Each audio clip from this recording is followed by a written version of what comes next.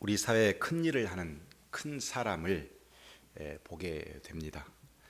이 사람들의 특징은 큰 일을 당했지만 그 어려움들을 하나씩 하나씩 마치 거울 앞에 선 사람처럼 자신의 모습을 지켜보고 살펴보고 또 나누어서 본 다음 이 모든 것들에 비춰진 자신의 거울들을 하나씩 하나씩 닦고 또 마음에 닦아서 결국 어느 순간인가 시대의 부르심을 받아 결국 큰 사람이 되는 큰 일을 하는 것을 볼 수 있습니다. 전 남아공 대통령 만델라라고 하는 사람은 민주화 운동을 하다가 백인 정부로부터 감금을 당하고 투옥을 당한 사람입니다. 무려 27년간 감옥에 있었습니다. 그가 70세 나이가 되었을 때 드디어 여론에 못 이겨 이 사람이 추록을 하게 되어집니다. 그런데 추록을 할 때 이 만델라의 모습은 너무나 건강해 보였습니다. 그래서 한 기자가 당신의 건강 비결은 무엇이냐라고 물었을 때 만델라가 대답하기를 나는 교도소에서 생활할 때 하나님께 감사했습니다. 하늘을 보고 감사했고 땅을 밟는 것도 감사했고 강제 노동을 할 때도 감사했습니다. 늘 감사했기 때문에 지금의 건강을 지킬 수 있었습니다 라고 대답했습니다. 그리고 한 방송국의 인터뷰에서 또 한 사람이 묻습니다. 어떻게 감옥 생활을 하면서 복수심이 아닌 용서의 마음을 가질 수 있었는가 라고 묻자 만델라가 또 이렇게 대답합니다. 만약 내가 감옥에 있지 않았다면 인생의 가장 어려운 과제, 즉 스스로를 변화시키는 일을 달성하지 못했을 것입니다. 감옥에 앉아서 생각할 기회는 바깥 세상에서 가질 수 없는 최고의 기회였습니다 라고 대답했습니다. 큰 사람은 말로 하지 않습니다. 자신을 변화시켜서 그것을 행동으로 바꾸어냅니다. 만델라처럼 자신의 내면을 살펴 자신의 삶을 바꾸고 자신을 변화시켜 분노의 마음을 감사의 마음으로 바꾼다면 그는 분명 우리 사회에서 복받는 사람이 맞습니다.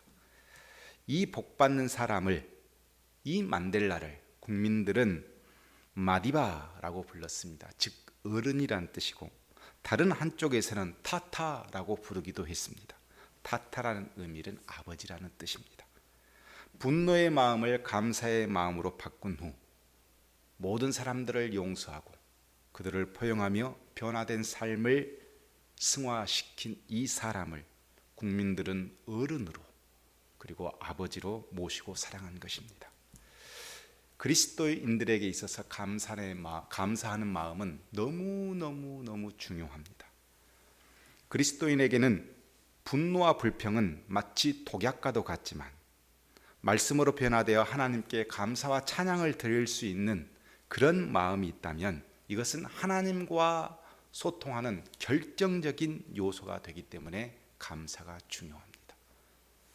하나님과 소통하고 있는 자, 그 사람은 분명 감사하고 있는 사람이 맞습니다.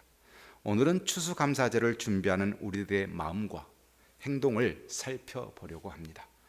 진정한 감사의 시작과 끝은 어디가 있는지, 그리고 그 진정한 감사를 통해 우리는 어떤 삶을 살아야 하는지 함께 나누어 보려고 준비를 했습니다.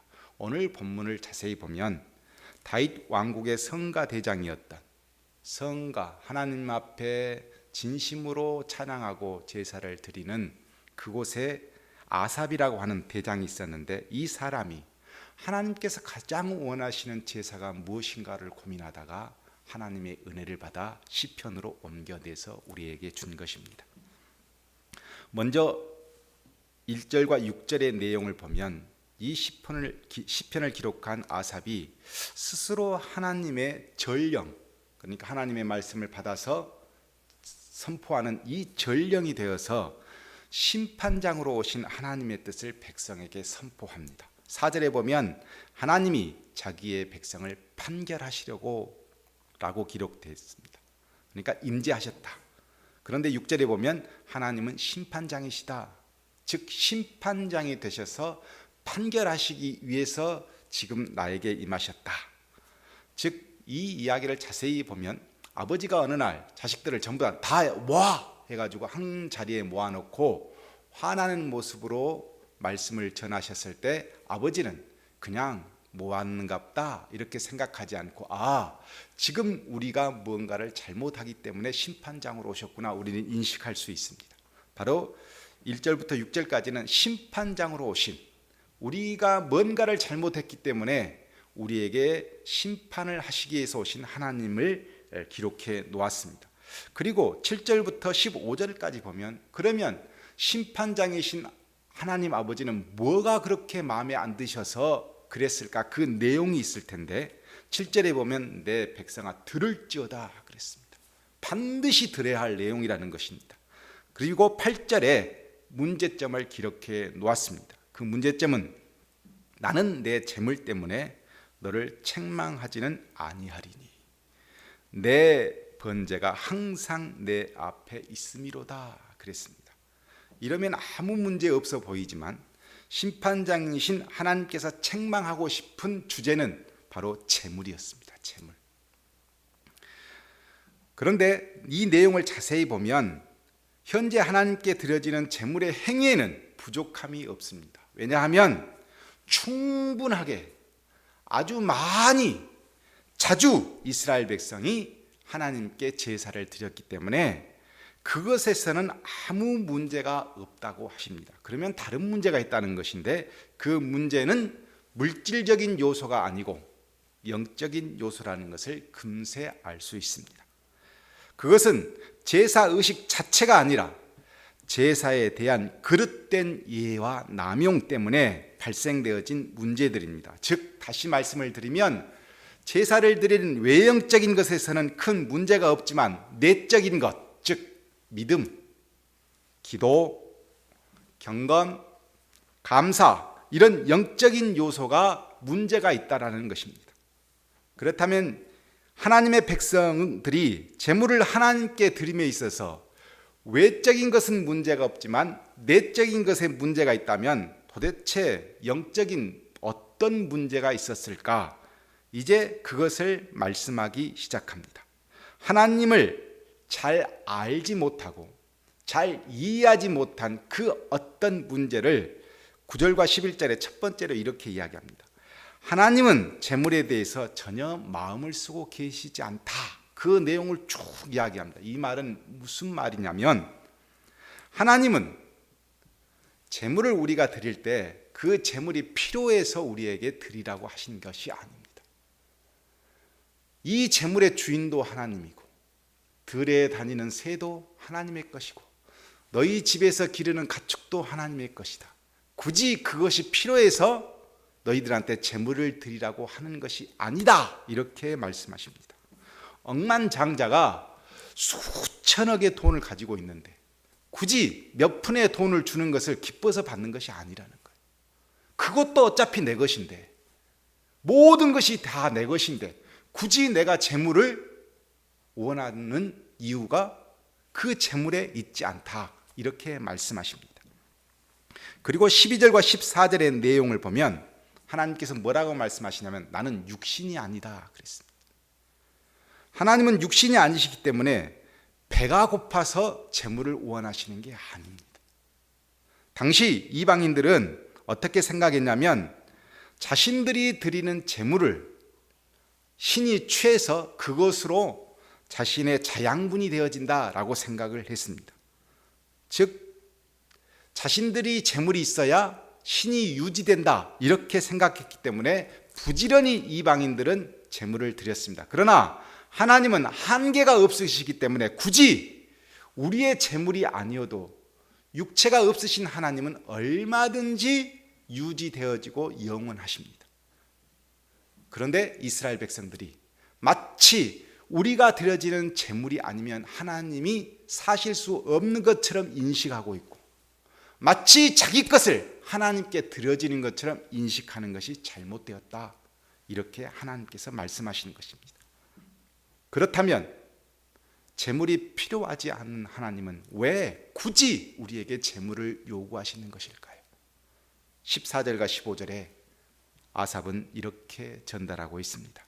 감사로 하나님께 제사를 드리며 지존하신 이에게 내 서원을 갚으며 환난 날에 나를 부르라.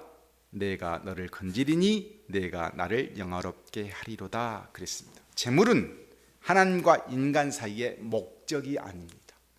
그러면 뭐냐? 교통의 수단이 되어집니다. 하나님은 재물을 먹고 사는 것이 아니라 감사로 드려진 그 재물로 우리와 뭐 하시냐면 교통을 하십니다. 우리의 마음을 받으시고 도구로 재물을 사용하시는 것이 하나님의 마음이지 그것을 자체를 목적으로 두고 계시지 않다는 것입니다. 결국 우리 육신을 가진 우리 인간이 가장 필요한, 나에게 가장 필요한 이 재물을 하나님께 드림으로써 하나님께 감사를 표시하는 것이고, 하나님은 그 감사를 받으시면서 우리에게 영광을 받으십니다. 그 재물은 하나님과 나 사이에 서로 교통하는 매개체일 뿐이지 목적이 아니라는 것입니다. 우리 보통 잘못 생각한 것들이 많은데, 어느 한 목사님이 자식에게 오늘은 네가 특별한 추수감사절이니까 감사한금을 준비해서 내라, 이렇게 이야기를 했어요. 그랬더니 초등학생 아들이 뭐라고 대답하냐면 어떻게, 얼마나 드려야 돼요? 라고 물었어요. 그래서 아버지가 목사니까 목사의 어떤 답을 했겠죠. 믿음대로 내면 돼 그랬어요. 그랬더니 이 아들이 저는 믿음이 적으니까 그럼 조금 내면 되겠네요 그랬어요. 그래서 아빠가 기준을 잘 모르니까 조금이라는 게 도대체 얼마라고 생각하느냐라고 물었더니 이 아들이 하루 용돈 정도, 이렇게 대답을 했습니다. 그러자 이 목사님이 고민을 했습니다.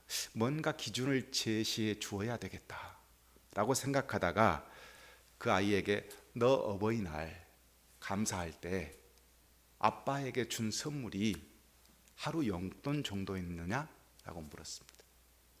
하나님이 이 집을 주셨고 아빠 엄마를 주셨고 네가 먹고 사는 모든 것을 주셨는데 적어도 아빠 엄마에게 어버이날 감사한 것 정도 이상은 돼야 되지 않겠어? 라고 대답을 해 주었습니다. 제가 그 내용을 보고 적어도 우리가 하나님께 감사한다는 것은 내 부모를 위해서 멋진 밥상 한 상 정도 차리려고 하는 그 마음, 물질 이상은 되어야 되겠다라는 깨달음을 받았습니다. 우리 속담에 말 한마디로 천냥빚을 갚는다는 말이 있습니다. 가끔 우리 그리스도인들이 하나님의 은혜를 감사하고 생각할 때 이 속담을 사용하는 것은 아닌가라는 생각이 들었습니다. 감사의 기준이 명확하지 않으니까 말 한마디로 하나님께 감사하는 것으로 다 끝내버려요. 어버이날 자식이 아무런 선물을 하지 않는다고 해서 부모가 죽거나 그 선물이 없기 때문에 생명이 불가능해지는 것은 아닙니다. 단지 어버이날 우리가 정성스럽게 준비한 그 선물을 부모님께 드림으로 부모가 자식이 사랑하고 있다는 증거가 되어지고 자식은 부모가 부모를 존경하고 있다는 마음이 이 선물 안에 압축이 된 것이지 그것이 목적이 되어서 누가 살고 죽고의 문제는 아니라는 것입니다. 육신의 부모도 이 물질을 통해서 마음을 서로 교통하는 것과 같이 우리가 하나님께 드리는 감사는 적어도 하나님과 나 사이에 목적이 아니라 서로 주고받는 교통의 요소가 이 감사라고 하는 것입니다. 내가 하나님을 사랑하는 마음으로 이 감사를 준비해야 한다는 것이 바로 말씀입니다. 따라서 제물을 드리는 제사는 제물의 양이나 횟수나 크기가 중요한 것이 아니라 마음이 중요하다, 우리는 이렇게 해석할 수 있습니다. 지금까지 하나님께서 아삽에게 주신 말씀은 이 요지입니다. 그런데 오늘 본문 마지막 23절에 도저히 이해할 수 없는 이율배반적인 말씀이 오늘 성경에 기록이 되어 있습니다. 감사로 제사를 드리는 자가 나를 영화롭게 하나니 그의 행위를 옳게 하는 자에게 내가 하나님의 구원을 보이리라 이렇게 말씀하셨습니다. 여기서 감사는 우리는 감사로 해석했지만 찬양으로 해석하는 것이 원문에 더 가깝습니다. 하나님께 찬양하며 감사드리는 자가 하나님을 영화롭게 합니다. 그런데 그 행위를 옳게 하는 자에게, 즉 그의 길을 준비하는 자에게, 하나님의 뜻을 준비하는 자에게, 하나님의 말씀을 행하는 자에게 하나님은 구원을 주신다 이렇게 기록이 되어 있습니다. 결국 진정한 제사는 찬양하는 마음을 넘어 행위로 증명되어야 한다는 의미입니다. 지금까지 많이 여러 번 큰 제사를 드리는 것을 문제를 삼았습니다. 그것에서는 하나님과 소통하는 마음이 없기 때문에 문제가 되었습니다. 즉 제사의 행위보다 영적인 교통이 중요하다 이렇게 계속 말씀을 주셨는데 마지막에는 그 마음에는 다시 온전한 행위가 있어야 한다 이렇게 끝을 맺습니다. 16절 19절 우리 본문에 보면 수많은 제물로 제사를 드리는 자가 입술로 하나님을 경외한다 라고 하면서 삶에서는 하나님의 말씀, 하나님의 뜻을 거부하는 행동들을 아주 자유롭게 하는 이야기들을 쭉 기록해 놓았습니다. 이 사람을 제일 처음에 뭐라 하냐, 악한 사람이라 그랬어요. 열심히 헌금하고 열심히 주님을 찬양하는 입술은 가지고 있으나 삶에서는 하나님의 뜻을 전혀 따르지 않는 행동으로 보여질 때 하나님은 그를 뭐라고 그러냐면 악한 사람이다. 그 악한 사람을 22절에 이렇게 경고합니다. 하나님을 잊어버린 너희여, 이제 이를 생각하라. 그렇지 아니하면 내가 너희를 찢으리니, 즉 심판할 것이니 건질 자가 없을 것이다 이렇게 말씀하십니다. 우리는 제사를 드릴 때, 하나님께 감사를 드릴 때 두 가지가 중요합니다. 제사는 양과 횟수, 크기보다 마음을 들여 하나님과 교통하는 것이 제사입니다. 이것을 감사로 드린 제사가 진정한 제사입니다. 두 번째, 감사로 드린 제사는 반드시 그 행위를 옳게, 즉 그의 길을 준비하는 자, 하나님의 뜻을 준비하고 행하는 자여야 합니다. 하나님은 하나님의 말씀과 소통이 안 된 제사는 악한 사람들이 드리는 제사와 같다고 말씀하십니다. 그렇다면 우리는 어떤 추수감사제를 준비해야 합니까? 많이 드려야 합니까? 하나님은 영이시기에 횟수와 양과 관심이 없으십니다. 그렇다면 말로 천냥빚을 갚는 추수감사제를 준비해야겠습니까? 그 행위를 하나님 말씀과 상통하지 않는 자는 하나님은 악한 사람이라고 하시고 그 예배를 거부하십니다. 말씀을 마치겠습니다. 누가복음 17장에 10나병 환자가 등장합니다. 이 10명의 나병 환자가 예수님의 소식을 들었습니다. 병자를 치유하신다는 그 소식을 듣고 예수님을 찾아왔습니다. 원래 이 나병 환자들은 무리로부터 함께 할 수 없어서 격리 생활을 해야 합니다. 이 격리 생활을 하는 사람들이 무리 앞으로 뛰어왔다는 것은 죽을 고비를 각오해야 합니다. 예수님께서 찾아와 자신들이 치유되기를 원했습니다. 예수님은 이들에게 말씀하셨습니다. 너희의 몸을 제사장에게 보여라. 그런데 그 10명 중 9명, 아니 모두 10명이 다 제사장에 보이러 가던 중 몸이 다 나아버렸고, 그 10명 중에 9명은 자취를 감췄으나 한 명이 예수님 앞으로 돌아왔습니다. 그리고 큰 소리로 하나님께 영광을 돌렸습니다. 이 장면을 보고 예수님께서 이렇게 말씀하셨습니다. 10사람이 다 깨끗함을 받지 않았느냐? 9은 어디 갔느냐? 그랬습니다. 도대체 9은 어디 갔을까? 제가 그게 궁금했습니다. 그리고 추적해 본 결과 레위기 14장에 보면 나병 환자가 병이 나았으면 그 이후에 율법이 있습니다. 이후 처리 방안이, 즉 정결하게 하기 위한 처리 방안이 율법책에 기록이 되어 있습니다. 먼저 제사장이 그 나병 환자가 나은 것을 확인하면 산새 2마리를 잡습니다. 잡아가지고 한 마리는 물이 흐르는 곳에 그릇을 하나 준비해서 거기에서 새를 잡아서 피를 쏟게 합니다. 그리고 다른 한 마리는 잡고 있다가 이 쏟은 피를 이 한 마리에 흥건히 묻힙니다. 묻히고 나서 그 깨끗함을 받은 문둥병자, 나병 환자를 불러서 거기에 그 피를 7번 뿌립니다. 7번 뿌리고 난 다음, 그러니까 이 죽은 새는 놔두고 산 새에다가 그 피를 흥건히 묻혀서 그 새를 가지고 7번 뿌려서 이 새는 날려보내고, 그리고 나서 너는 문둥병에서, 나병에서 나았다, 이렇게 선언을 해 줍니다. 그렇게 하면 끝나는 것이 또 아닙니다. 7일이 되면 모든 털을 다 문대고 다 없애버리고, 그리고 옷을 빨고, 그리고 목욕을 시킵니다. 이렇게 하면 1차 정결례가 끝났습니다. 그리고 나서 8일째가 되면 2차 정결 예식이 있는데, 수량을 취해서 기름 한 록과 함께 속건제를 드립니다. 또 숫양, 암양 하나를 잡아서 섞은 소제물로 속죄제, 번제, 소제를 또 드립니다. 많은 날, 여러 번 정결 예식을 치른 후 공동체로 돌아가게 만듭니다.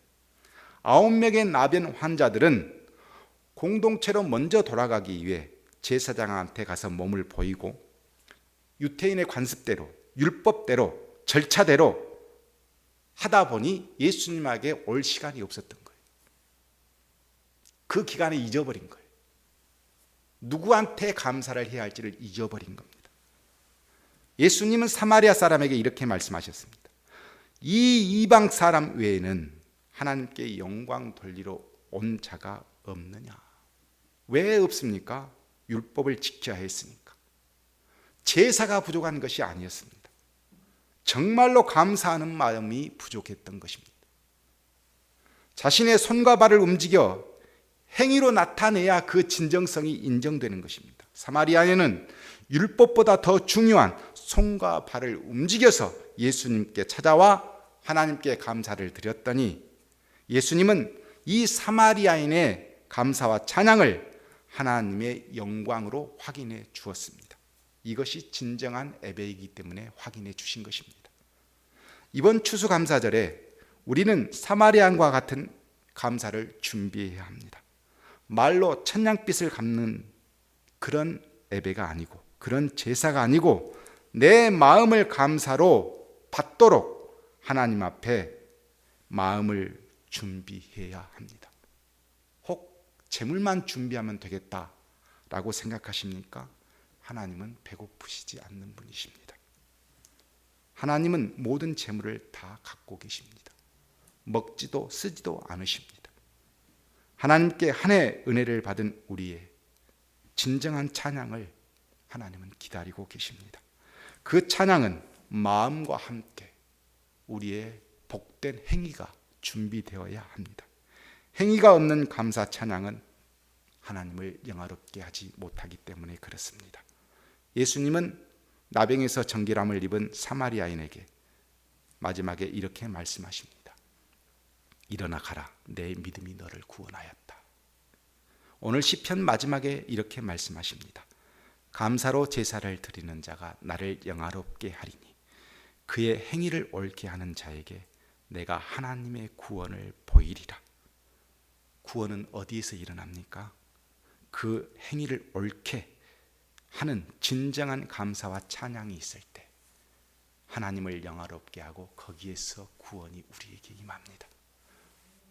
이번 추수감사절 저는 우리의 가정이, 우리의 교회가 혹 물질만 준비하거나 혹 마음만 준비하지 않고 거기에 걸맞는 우리의 삶도 준비되어 하나님께 드려지는 그런 예배가 되기를 원합니다. 함께 그 예배를 준비하시기를